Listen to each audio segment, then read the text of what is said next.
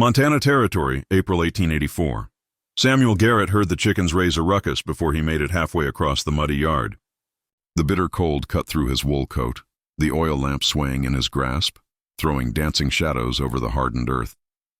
He kept one hand close to his navy colt as he pushed through the chicken coop gate. The door swung open slowly, just enough to catch the gleam of steel in the darkness. "Put it down," he commanded. "Too late," came the reply. The figure spun around wild-eyed and desperate, lunging forward with a weathered blade no longer than a dinner knife. Samuel sidestepped, grabbed her wrist, and twisted. She cried out sharply as the knife hit the dirt floor. He pressed her back against the coop wall, forearm across her chest, knee blocking her movement to hold her still. "Who are you?" he demanded. The woman's breathing was rapid and shallow. Her shoulder bled freely, crimson soaking through her threadbare shirt and dripping onto her worn skirt. She appeared half-starved, perhaps 28, with dirt-caked boots and a face hard as granite. "I wasn't taking more than we needed," she snapped. "We?" She didn't respond, just jerked her chin toward the bushes beyond the coop. Samuel turned, lamp raised high. A small form lay huddled in the grass, no older than 6, wrapped in a blanket far too thin for mountain springtime. A girl, pale and motionless. "Christ Almighty," Samuel muttered, lowering the lamp. He released the woman as she collapsed to the ground. "Get up."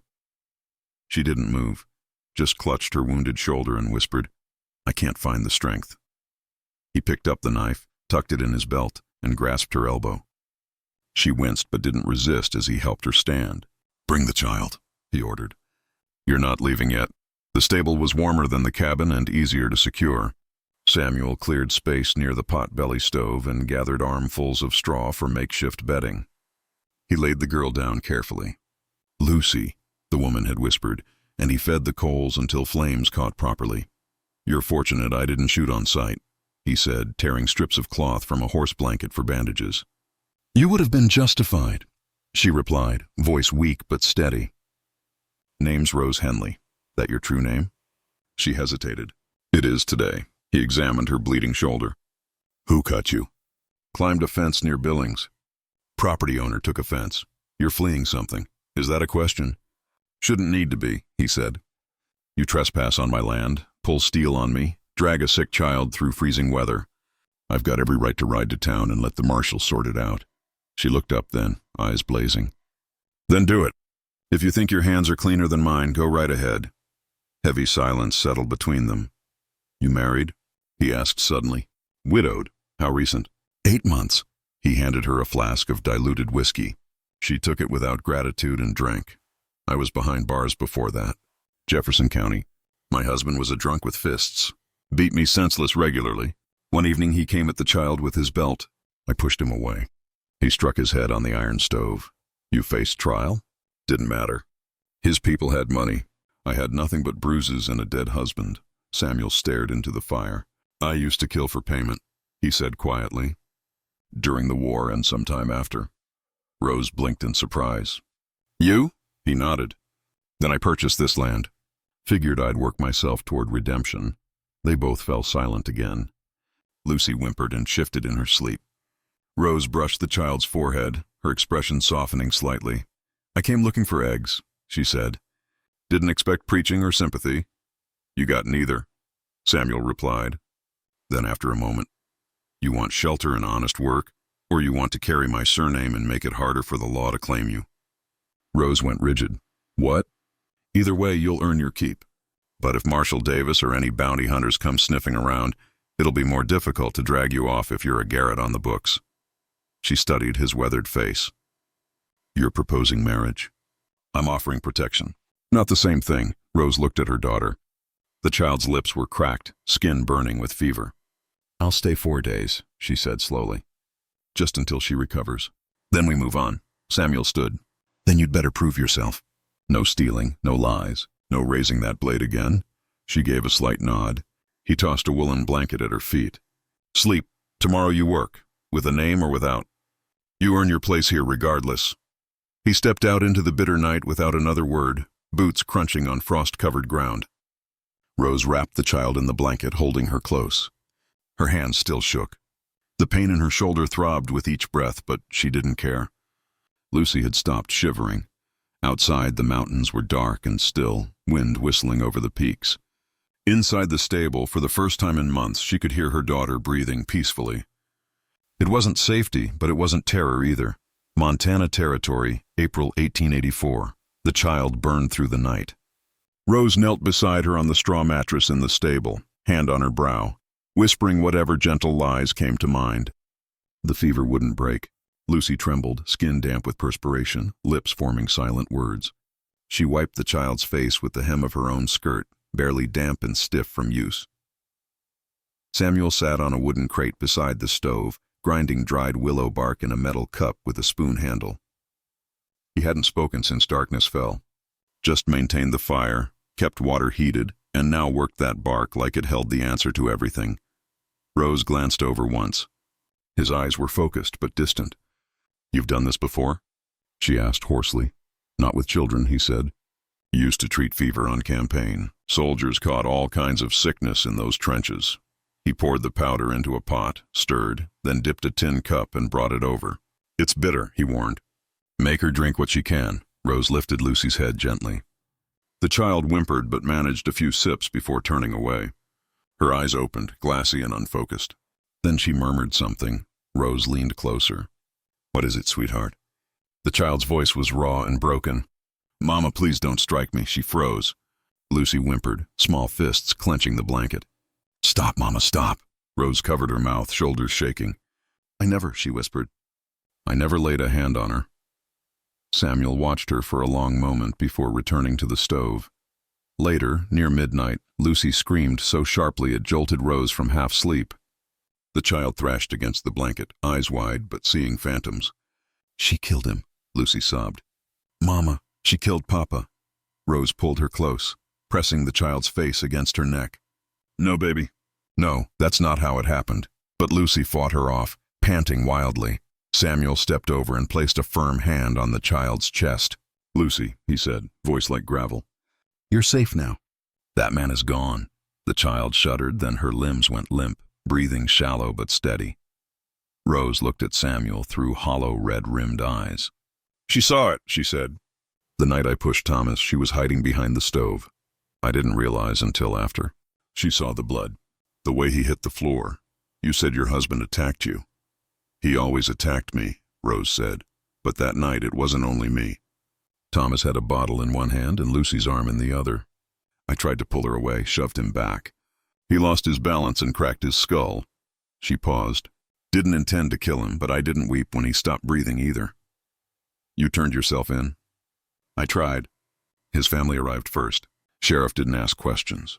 Just locked me away and told the undertaker to box Thomas up like a fallen soldier. "And you escaped?" "They transferred me to a work camp outside Jefferson. Broke a window, climbed out, took Lucy and ran. Been running since." Samuel poked the fire, saying nothing. "I know you have no cause to believe me," she said.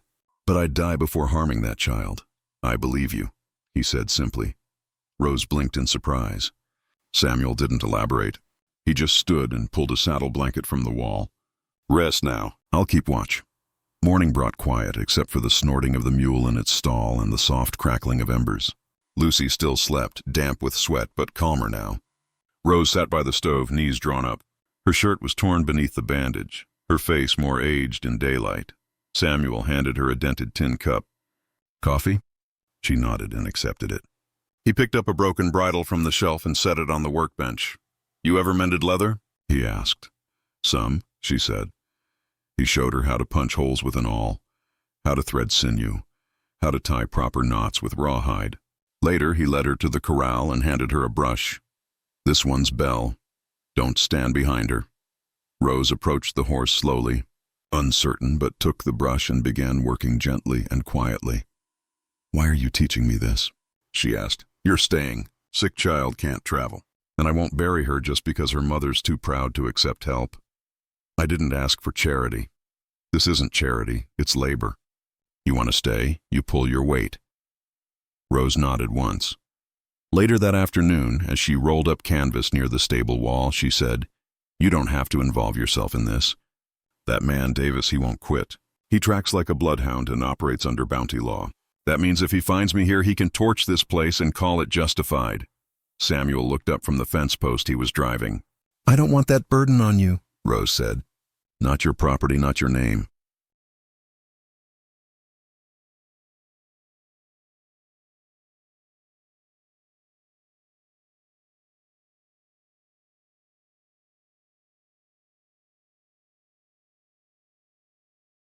Samuel leaned on the post driver. "I once killed a man for half a bag of silver," he said. Never asked his name. Didn't care what he'd done. Just work. Rose stared. "Sometimes I still see his face when I try to sleep. Thought maybe if I lived quietly, worked the land, kept to myself, it might balance things out." "Has it?" she asked. He looked toward the mountains where the sun was sinking behind the trees. "Not yet," he said. Then he turned back to her. "But I understand what it means to do something dark and still try to live right after." She didn't speak, but her hands were steady now as she folded the canvas.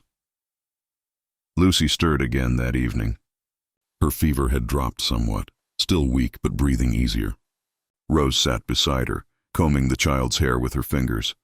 Samuel stood at the stable door, watching the sky turn purple with dusk. Whatever they were building here, it wasn't trust. Not yet. But maybe it was the beginning of something similar. Montana Territory. Late April 1884. The smoke appeared first, a thin ribbon, black against the gray morning sky, rising from the chimney of the marshal's office 20 miles east in Copper Creek, a settlement too small to matter to most, but large enough to have its own jail. Marshal Bramley leaned against his office rail, watching the rider secure his horse outside the trading post. The man moved like he knew eyes were on him, deliberate, unhurried, tall in the saddle. His coat was oilskin, torn at the right shoulder. A repeating rifle was strapped to his back, and he carried himself with the look of someone who made decent men walk faster. The rider touched his hat brim, slow and courteous. "Marshal Davis," he said. "Bounty license out of Helena. You working or passing through?" Bramley asked. Davis dismounted, dusting his gloves against his leg.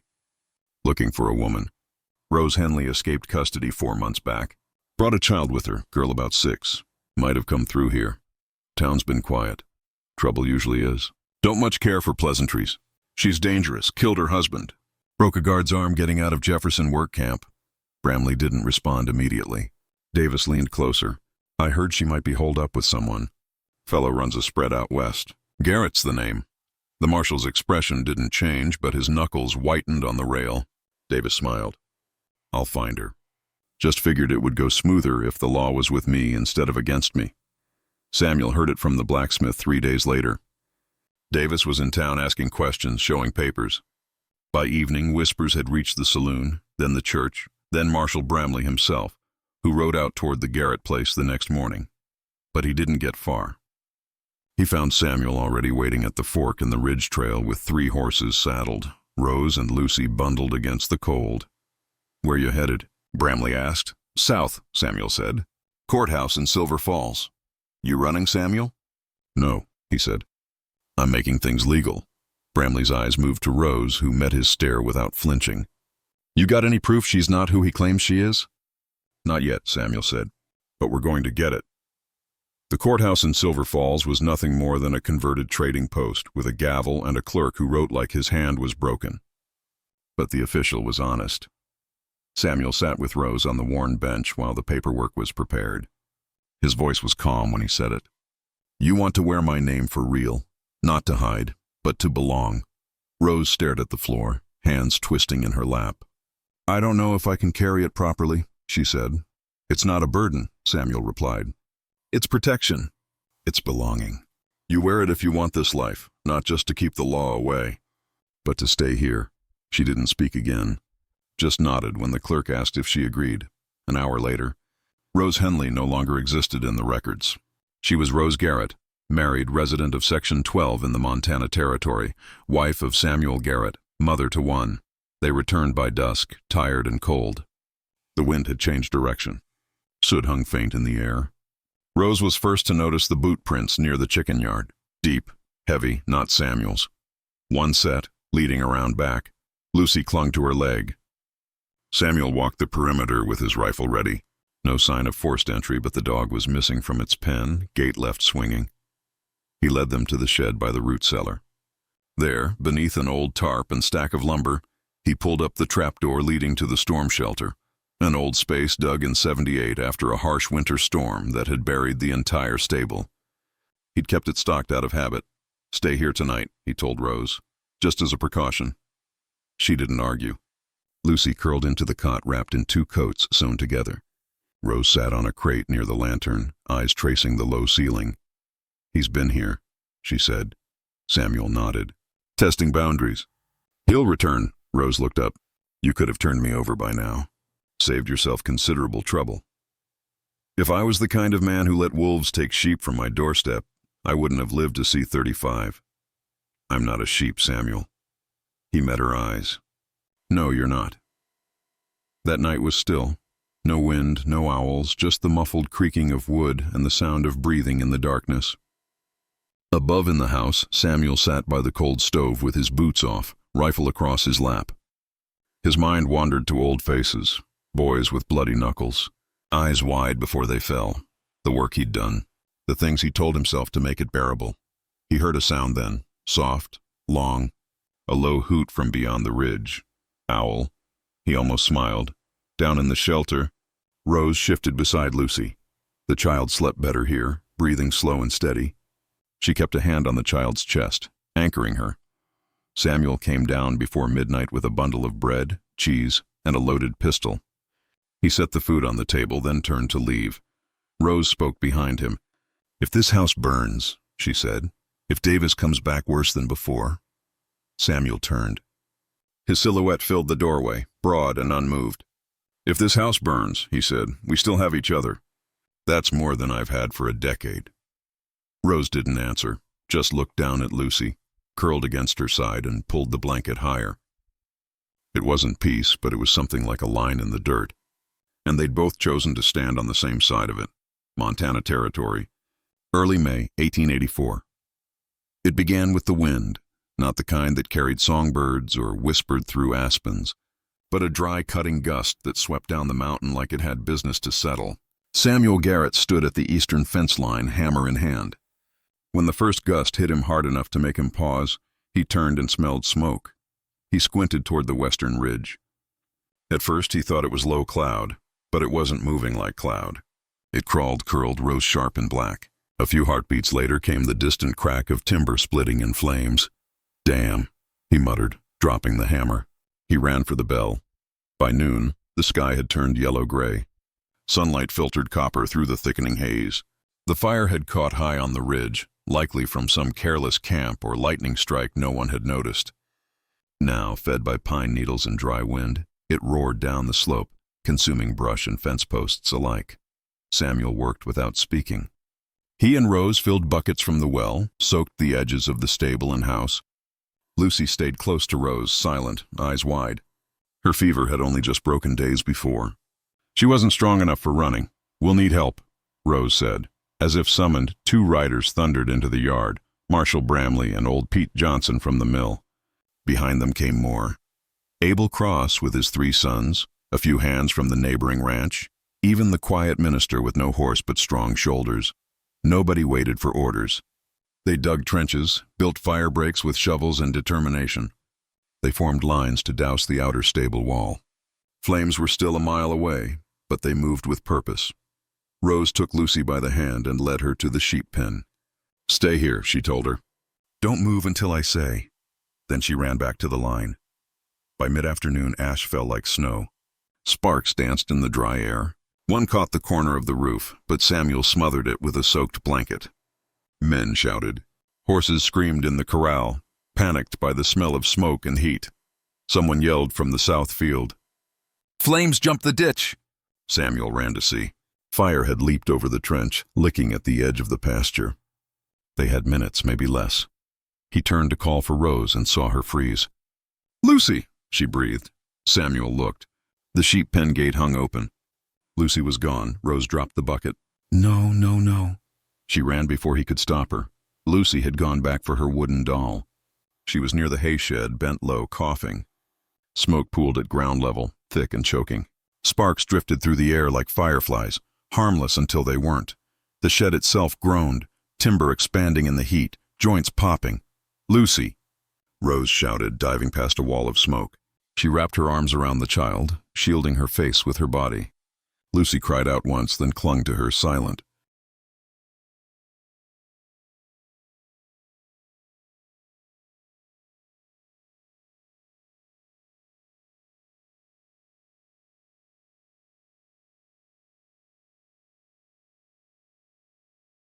The roof of the shed gave a warning creak.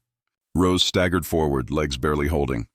The air shimmered, hot enough to boil breath. Her lungs screamed. Her boots sank into scorched mud, a beam cracked behind her, crashing down where she'd just stood, and then arms grabbed her. Samuel.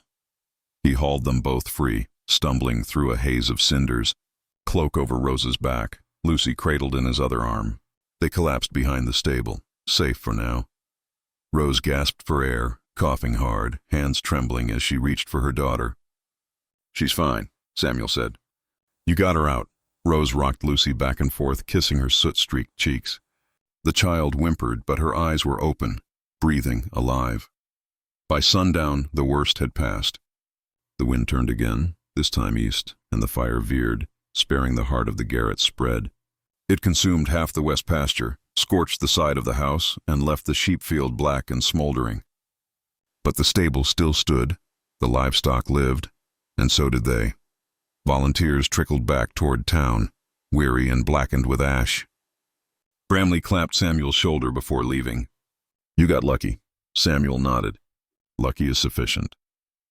He found Rose sitting by the well, Lucy asleep in her lap, bundled in a blanket. Her hands were still sooty, her sleeves charred, but her eyes were different. "I didn't come here to stay," she whispered. "I only meant to rest, keep her warm, keep her breathing." She looked up. "But now I don't want to run anymore." Samuel crouched beside her, watching the fire's glow fade behind the ridge. "Then stay," he said, "and make it yours." She stared at him, then said, clear as the first drop of rain after drought, "I want your name, Samuel. Not for safety, for what it means." He didn't smile. He didn't have to. He just took her hand in his, and this time, he didn't let go. Montana Territory, mid-May 1884. They wed beneath the old oak, the one tree that hadn't blackened in the fire. Its limbs arched wide like sheltering arms, roots gripping scorched earth as if daring the wind to try again. Rose stood in a dress stitched from salvaged fabric, mended at the hem, and cinched with an old leather belt. Her braid, still half singed from the fire line, fell over one shoulder. She wore no shoes. Samuel had shaved for the occasion, or close enough. His collar was buttoned, boots polished with tallow, and a battered gold ring tucked in his vest pocket. Lucy held the rings on a loop of string tied to her carved horse. She stood proud in trousers 2 sizes too large, face freshly scrubbed, hair slicked back with well water. There was no preacher, no sermon, just the wind, the earth, and a small circle of folks. Marshall Bramley, old Pete Johnson, the town school mistress Miss Sarah, and Abel Cross and his wife, who'd brought a jar of preserved peaches as a gift. Bramley read the vows from a handwritten page, voice low but sure. Rose's hand trembled as she took the ring. "I do," she said, louder than the wind.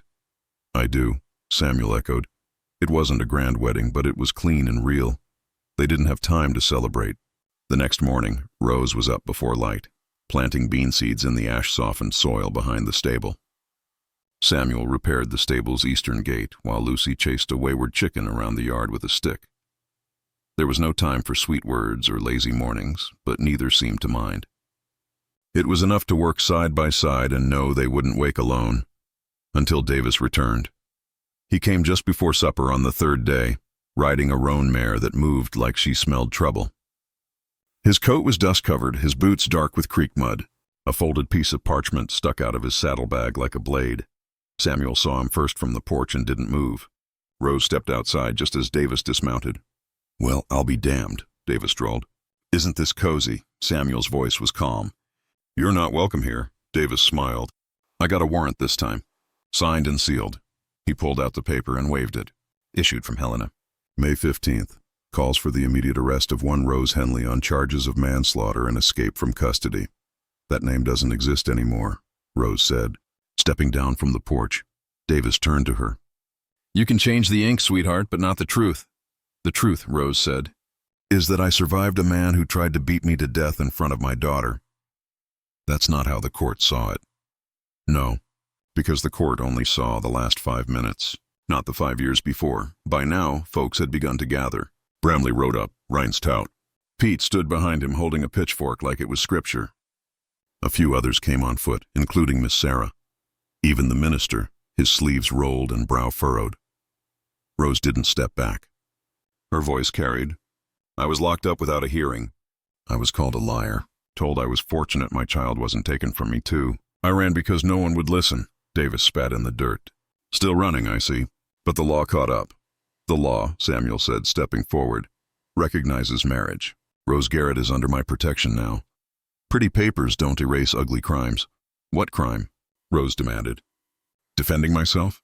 Protecting my daughter? Marshal Bramley urged his horse closer. Davis, let's see that warrant. Davis handed it over reluctantly. Bramley read it slowly, then looked up.